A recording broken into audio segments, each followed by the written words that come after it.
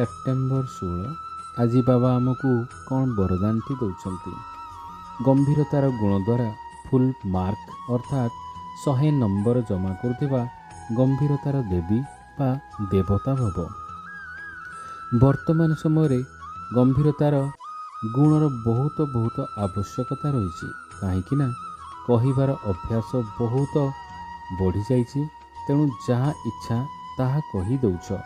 କେହି ଯଦି କୌଣସି ଭଲ କରିଛ ଏବଂ ତାକୁ କହିଦେଲା, ତେବେ ସେଥିରୁ ଅଧା ଫଳ ସମାପ୍ତ ହୋଇଗଲା, ଆଉ ଅଧା ହିଁ ଜମା ହେଲା।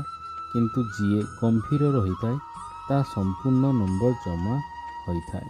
ସେଥିପାଇଁ ଗମ୍ଭୀରତାର ଦେବୀ ବା ଦେବତା ହୁଅ ଏବଂ ନିଜର ଫୁଲ୍ ମାର୍କ ଜମା କର। ବର୍ଣ୍ଣନା କରିବା ଦ୍ୱାରା ନମ୍ବର କମ୍ ହୋଇଯାଉଛି।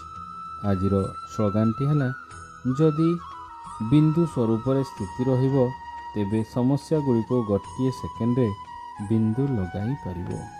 ଓମ୍ ଶାନ୍ତି।